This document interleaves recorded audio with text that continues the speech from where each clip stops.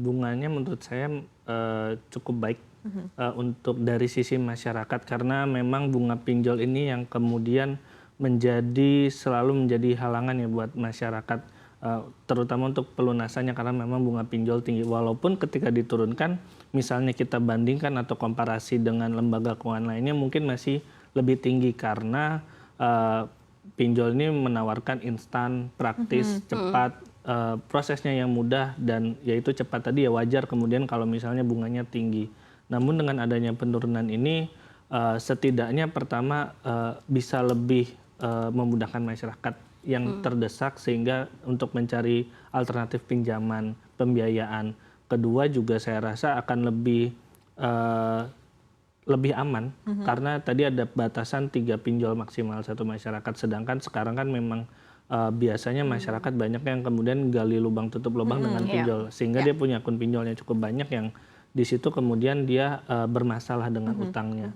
Jadi saya rasa langkah ini, sejauh ini, cukup baik, kemudian skema penurunan, bunga yang bertahap itu juga saya rasa, bagi masyarakat, itu cukup baik. Oke, jadi diapresiasi ya tadi tidak hanya dari sisi penurunan bunganya saja per hari begitu, tapi dari sisi seperti apa aturan-aturan lainnya begitu ya untuk meminimalisir dampak dari pinjol yang sudah sangat besar begitu ya seperti kita rasakan ya Safira. Tapi kalau misalnya kita lihat dari bunga yang akan diturunkan ini sebenarnya apakah bisa dibilang menjadi angin segar begitu ya bagi sobat cuan yang memang butuh dana cepat atau akan jadi sebaliknya dengan adanya penurunan bunga ini?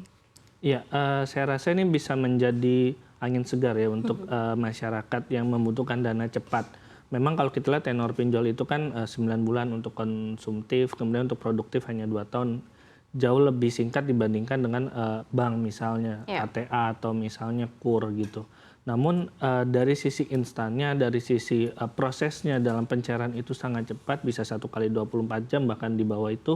Dengan bunga yang rendah saya rasa ini bisa menjadi, ya angin segar untuk masyarakat untuk, pembiayaan baik itu untuk konsumtif maupun, untuk produksi, untuk produktif. Untuk produktif, di pinjol ini kan biasanya memang ada, multiguna dan itu tidak ada syarat misalnya 1 tahun harus berusaha dulu, buka usaha baru kemudian bisa dapat pinjaman. Itu kemudian yang, membuat, mereka yang baru memulai bisnisnya itu menjadi menarik juga bagi mereka. Ketika syarat-syarat yang lebih mudah, lebih praktis, ditambah nantinya misalnya bunganya itu turun bahkan, bunganya kalau nggak salah 0,1% ya untuk, kredit produktif, itu bisa dikatakan sudah mulai bersaing dengan, produk, mungkin masih konsumtif tapi perbankan. Setidaknya bunganya sudah mulai bisa bersaing nanti. Kalau misalnya itu turun lagi di bawah 0,1, mungkin untuk pembiayaan produktif lainnya itu juga bisa bersaing nanti. Oke, nanti kita coba ya simulasi ya Mas Robert untuk hitung-hitungannya seperti apa sih begitu ketika kita compare tadi dengan suku bunga yang baru ditetapkan oleh OJK dengan suku bunga untuk produk keuangan lainnya ataupun juga dari perbankan begitu dari sisi perbankan. Nah tapi tadi menarik yang kalau kita bahas ya tadi seperti disampaikan Safira, apakah ini menjadi angin segar tentunya ya bagi para peminjam begitu di tengah suku bunga untuk pinjaman online yang turun, tapi di sisi lain apakah memang di satu sisi begitu dengan aturan yang semakin diperketat artinya ini juga menjadi istilah seleksi alam nih baik untuk dari sisi peminjam ataupun juga dari sisi pinjaman online yang bersifat ilegal karena suku bunganya juga sudah diturunkan Mas Robert. Ya, saya rasa kalau misalnya untuk, pinjol ilegal, sebenarnya pinjol ilegal ini kan malah bunganya lebih tinggi. Ya, untuk sekarang ya bunganya lebih tinggi dibandingkan legal dan itu tetap saja, laku gitu karena yang diperlukan masyarakat adalah instannya. Jadi nggak cuma bunga, tapi instannya, praktisnya dan ya lebih butuh ke dana cepat. Dan itu yang pinjol-pinjol ilegal itu bisa kasih. Dana cepat, mau hitungan menit atau hitungan, ya bahkan menit bisa cair. Itu yang kemudian dicari. Jadi kalau suku bunga turun, mungkin itu bisa menjadi trigger untuk masyarakat beralih ke pinjol yang legal, namun saya rasa untuk pemberantasan ilegal perlu tindakan lebih lanjut. Jadi nggak cuma dari aturannya seperti mungkin tindakan yang langsung dalam artian langsung memberantas si pinjol ilegal tersebut dengan aturan-aturan yang lebih tegas. Kalau aturan ini saya rasa mungkin bisa membuat pinjol legal ini menjadi lebih menarik di mata masyarakat. Namun kalau misalnya kaitannya nanti untuk kemudian memberantas pinjol ilegal, saya rasa masih belum. Artinya memang bisa dikatakan bahwa implikasinya memang sebenarnya dengan turunnya bunga dari pinjol ini tidak serta-merta begitu ya, jadi membuat si pelaku industri ini jadi makin ketat begitu ya, Syarifah. Ini gimana?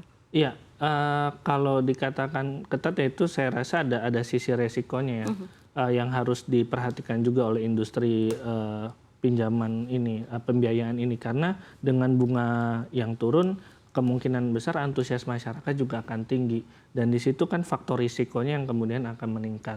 Nah ini yang harus diantisipasi juga.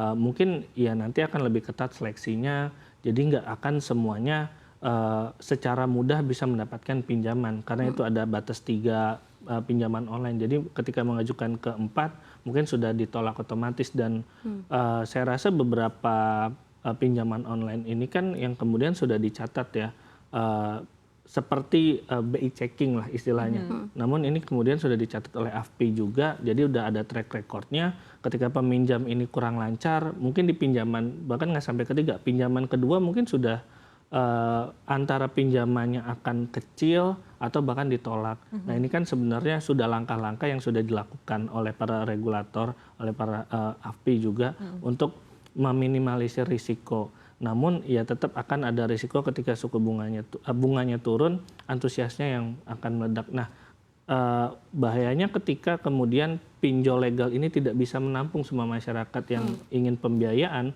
masyarakat ini ya akan larinya jatuhnya dikhawatirkannya ke ilegal itu juga. Makanya kalau misalnya ke ilegal, saya rasa perlu tindakan lebih lanjut yang lebih langsung bisa mengenai si pinjol ilegal tersebut. Artinya memang question mark-nya itu masih di seperti apa ya dari sisi pengawasannya. Tapi mungkin Mas Robert udah punya gitu jawabannya ya tadi berkaitan dengan apa yang harus dilakukan. Karena tadi dengan aturan ataupun juga kebijakan yang terbaru pun sebetulnya masih ada ruang gerak ya untuk pinjol ilegal gitu. Jadi sebetulnya apa sih yang harus dilakukan? Apalagi kalau misalnya kita kemarin lihat begitu kan dari suku bunga yang sudah ditetapkan saja. Kemarin sempat ada ramai begitu ya isu ada kartel begitu berkaitan dengan penetapan bunga yang lebih tinggi dari yang sudah seharusnya diterapkan begitu. Nah, ini seperti apa Mas Robert?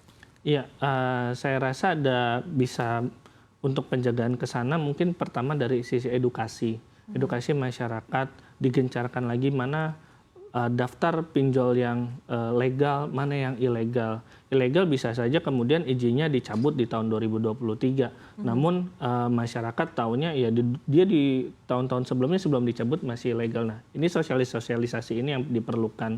Kemudian yang memang harus diberikan saya rasa mungkin izin dicabut untuk pinjol-pinjol ilegal atau pinjaman online yang tadi kan masalah aturan-aturan ini juga berkaitan sampai ke penagihan. Nah itu juga mungkin bisa menjadi evaluasi juga. Kalau misalnya kemudian melanggar dari aturan tersebut, aturan baru tersebut, mungkin izin bisa dicabut sebagai tindakan tegasnya. Namun di sisi lain ya edukasi ke masyarakat itu tetap harus dilakukan gitu, karena agar masyarakat juga bisa secara mandiri memilah mana tempat yang aman untuk dia mendapatkan pembiayaan. Boleh nih ya untuk Sobat Cuan meminjam di pinjol, ini sebenarnya seperti apa sih perhitungan dari porsi-porsian untuk lebih apa ya, untuk lebih menggambarkan ideal, ya dari resiko apa? ya, profil resiko dari masing-masing Sobat Cuan ini seperti apa? Kalau misalnya ideal itu secara ideal ya hitungannya mungkin di angka 20-25% dari total pengeluaran itu untuk utang. Tapi utang itu kemudian bebas ya. Utang itu ada dua, ada produktif dan ada konsumtif. Nah 25% itu memang idealnya kalau kita bicara ideal adalah gabungan dari semuanya. Dari seluruh utang ya, dari utang di bank juga kalau Ya. misalnya ada cicilan gitu ya. Iya, dari seluruh utang. Jadi 20-25% itu maksimal. Lebih rendah lagi itu lebih bagus. Namun kalau misalnya ngelihat realitasnya gampang nggak, susah gitu. Itu hal yang susah. Makanya itu yang kemudian harus ada ditahan. Bagaimana kita bisa kemudian menahan utang-utang baru. Bagaimana kita bisa kalau misalnya ada utang lebih dari 25% mungkin dicoba untuk melunasi dari nilai utang yang paling kecil. Itu kan bisa mengurangi persenannya sampai kemudian berada di posisi yang ideal. Seperti itu. Tapi kalau kita bicara ideal berapa persen, porsinya 20-25% dari total pengeluaran. Secara umum gambaran untuk industri peer-to-peer lending ataupun juga pinjol ini sendiri seperti apa sih Mas Robert? Ya, saya rasa kalau gambaran secara umum sebenarnya masih potensial. Kenapa? Karena masih 40% lebih masyarakat Indonesia itu golongan unbanked atau tidak mengenal produk perbankan.